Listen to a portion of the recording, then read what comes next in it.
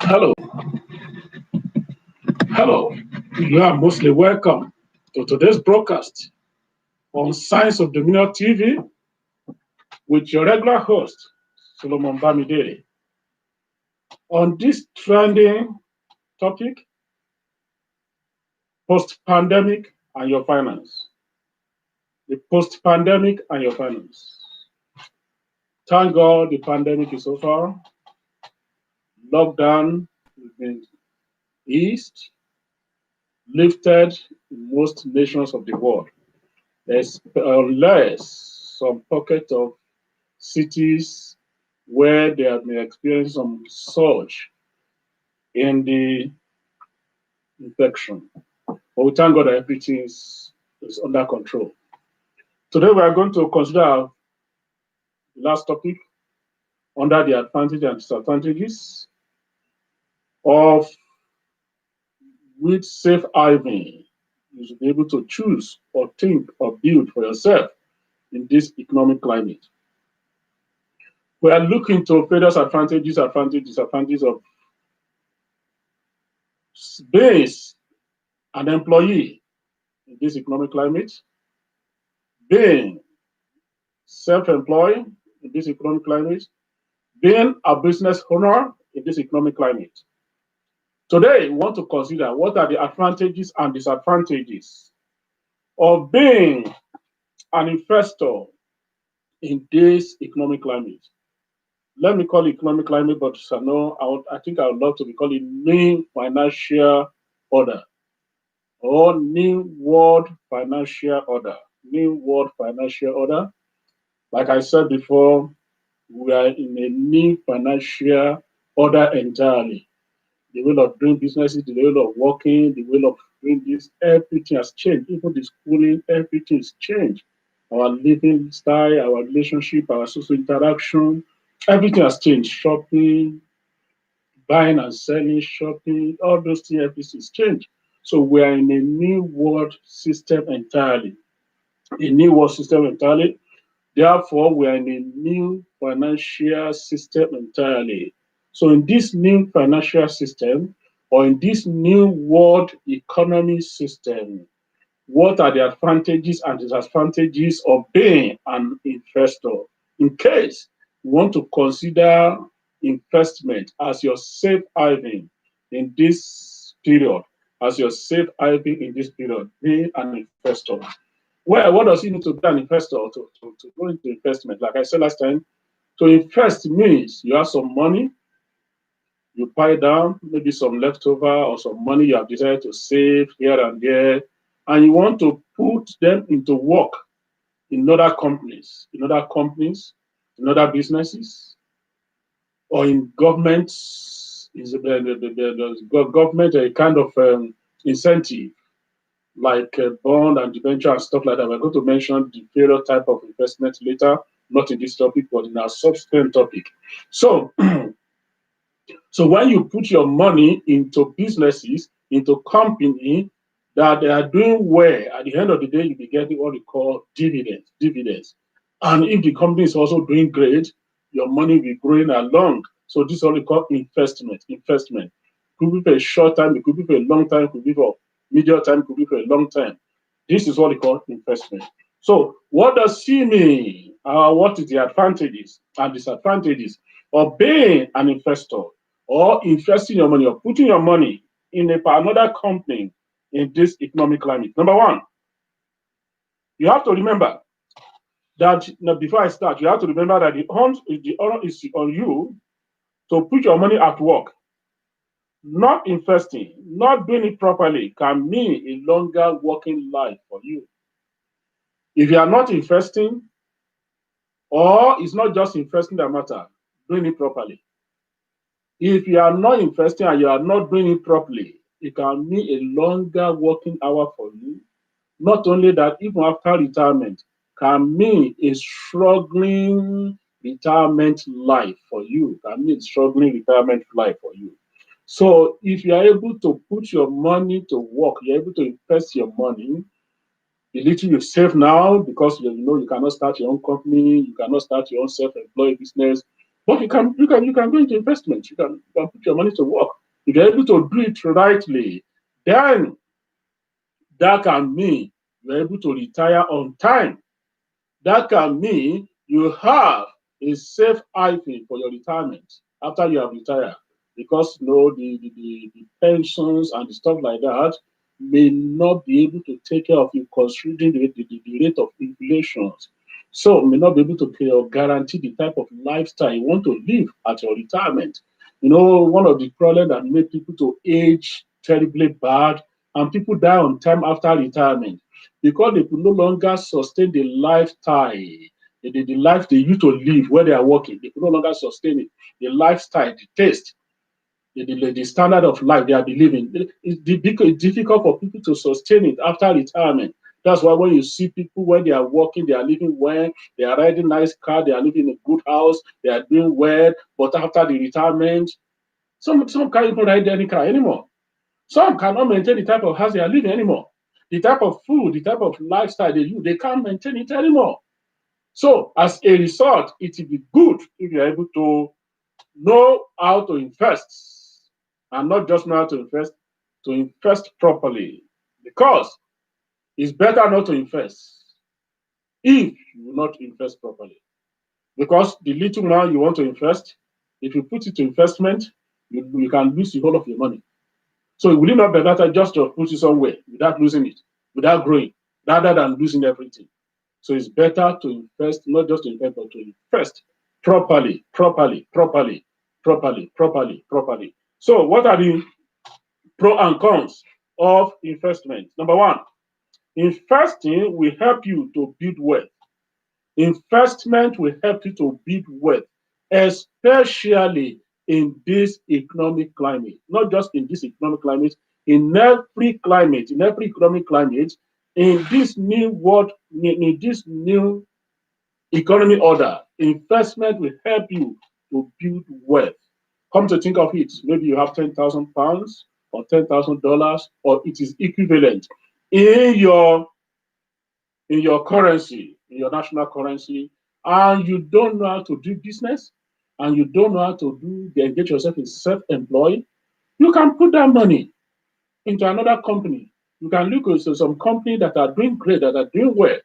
Turnover is great, they are growing, the company that is growing, they are making money and they are making profit and they are paying good dividends at the end of the year. You can put your money into that. If you put your money like $10,000, for instance, you put into a good company, and at the end of the year, maybe they are just paying you dividends of 1%, 10 to 2%. I'm just saying for instance. So every year you'll be getting 2% dividend on all your 10,000 dividends. When you are getting that, you know what it means. And you can also be reaccumulating and investing. So at the end of 10 years, you can imagine that, let's assume that business or the company is growing at a good rate, steady rate of 10% growth every year. They are achieving 10% growth in revenue increase every year. So as the company is growing, your capital is growing. Your capital is growing because their share price is growing. Your capital grows. Your capital grows. So at the end of it, at the end of 10 years, at the end of 20 years, or at the end of 5 years, depending how long you want your money to be, that $10,000 can become $50,000, can become $100,000. Depends. It all depends. You can imagine. So at the end of your retirement, you have an investment which has earned you, not you are not working for you, you just put it there, additional $50,000 for your retirement, additional $100,000 for your retirement, additional $1 million for your retirement. You are just cashing it in from the investment. You may even decide to leave there and just be taking the dividends and be living on that one. What a goodie. So investing will help you to build wealth in this economic climate. It will help you to build wealth, which can help you to have a very great retirement life, or to have which can help you to retire on time. Because if the money you have made, the wealth you have accumulated, you have acquired from your little investment is enough to sustain you. Why working again? You just retire and go and live your life in a great day. No? So that's what investment can do. Number two, investing will help you to get your retirement earlier. Like I said before, investment can help you, or investing can help you to get your retirement early in life. You don't need to keep on working until 60, until 70, or 80. If you have, the little you earn, out of what you earn, you have been saving. It's one of the things I always tell people. At the end of every month, learn to pay yourself. After you have paid your house rent, those that are paying rent, or if you don't, if you have a house of your own, congratulations. After you are paying your bills, of course, the number one, you pay your tithe as Christian. Of course, I'm a Christian. I told you anything I'm doing, I obey the biblical principle. Obey the biblical principle. So after you have paid your tithe to God, the same way you pay tax to government, it's mandatory that you pay tithe to God. It's mandatory. So it's your covenant of obligation. You want God to bless the work of your hand. You want God to bless what you are bringing in. You want God to multiply it for you. You want God to rebuke the devourer. You want to avoid unnecessary expenses. You don't want things to be tight for you. Pay your tithe. Pay your tithe.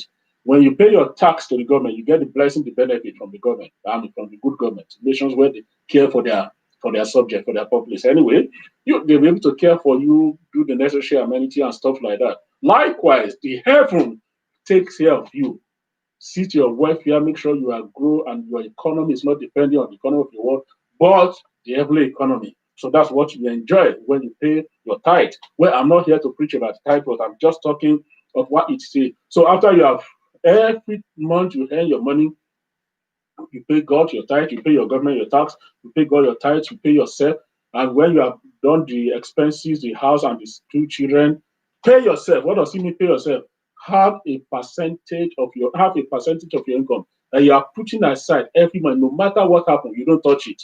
You don't touch it. You keep it, it's accumulating. And when it's accumulated, so some good rate, you can now look some good amount, you can now look to good companies that you can first put that money into. Like I said, I will only emphasize on this. Investment is not just a thing you gamble out. No, no, no, no, no, no. You must invest properly. Invest properly. Invest properly. Very important. Very important. Number three, investment help you to get your. And number two, investment help you to get your retirement early, which I've said it. No, number three, investment will help you to save on taxes. Investment will help you to save on taxes. It depends on nations, it depends on certain nations and stuff like that. In the United Kingdom, every year there are certain amounts you can put. They call it ISA. They call it, I think, ISA, yes. They call it ISA, individual savings account. When you are putting any investment, any money you are putting into that account, maybe when you are investing money into that account, whatever you are generating, whatever increase is not subject to tax. Because when you are investing, remember any investment, anything, any income, the dividend coming from your investment is subject to tax, depends on the tax system, the policies of your nation, of your country to which you reside in. So it's also subject to tax. But investment will help you to avoid or not to avoid some taxes, not dodging taxes. Hallelujah, reducing tax. No, avoid some taxes. Okay? So when you invest in, that's what investments can do. The amount you are putting into such investments can help you to save on taxes. I help you to save on taxes. Certain taxes are going to pay, you're not going to pay it. You don't dodge tax, but you can reduce your tax. That's what they call tax avoidance and tax evasion. You don't evade tax, but you can avoid tax. You don't evade tax, but you can avoid tax. So if there's anything you can do to avoid certain tax or certain increase in percentage of your taxes, investment is one of the way you can avoid it, but you are not evading. You avoid it. So tax avoidance. It helps you to enjoy form of tax avoidance. Number five. Investment, number four, investment will help you to meet other financial goals. Investment will help you to meet other financial goals. You can decide to begin to invest when you invest in a good company and it's generating after 5 years, after 10 years, you can decide to cash in your money and you can go and use it to build a house for yourself if you have not built a home of your home. Instead of waiting for your equity, for your gratitude, I think we call it gratitude. Okay, what you the pay at the end of the year and anyway. So instead of waiting for that, for you to go and build a home for yourself or to set up a business for yourself, because maybe after retirement you want to go into self-employment, you want to set up business for yourself. So you can use your investment. The investment you cash in, you can use it to build a home for yourself, to send some money to pay your children's school fees. Maybe you are an early, you have started your life as early right now, you marry early, and you are planning for your children, you are planning the type of school you want them to go.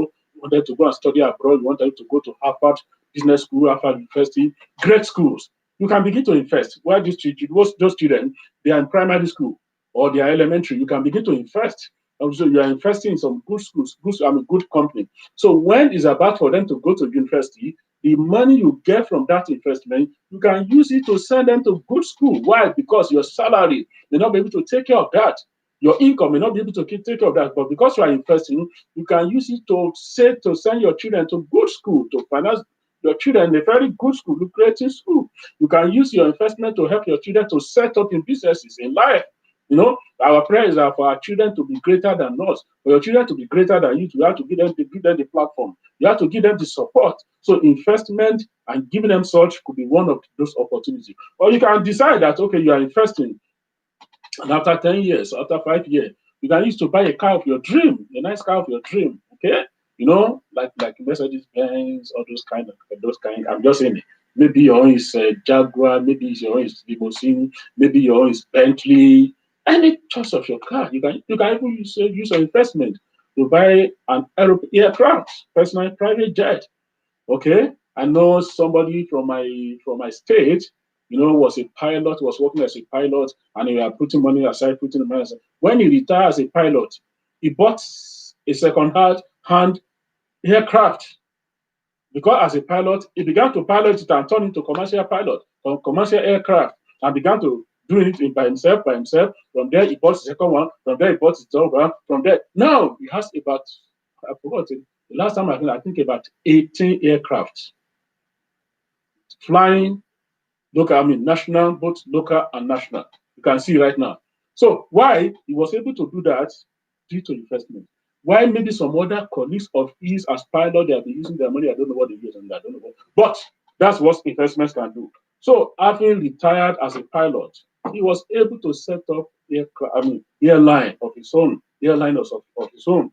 That was what investment can do. Number five, investment can help you to stay ahead of inflation, and this is what I'm going to stop. Investment can help you to stay ahead of inflation. Why can investment help you to stay ahead of inflation? If you are putting your money in savings account, no, the bank will only give you interest based on the interest rate of the allowed of the ongoing interest rates in the country, on the lending interest rate or whatever interest rate, savings interest rate. But those interest rates will be subject to the growth of the economic growth of the countries, and the political stability, and the strength of the banking, and the strength of the economy, and so on and so forth. Rather. And of course, inflation here and there. So if you are, for instance, maybe you are putting your savings, you are putting your money into savings, and at the end of the year, they only give you maybe 5%.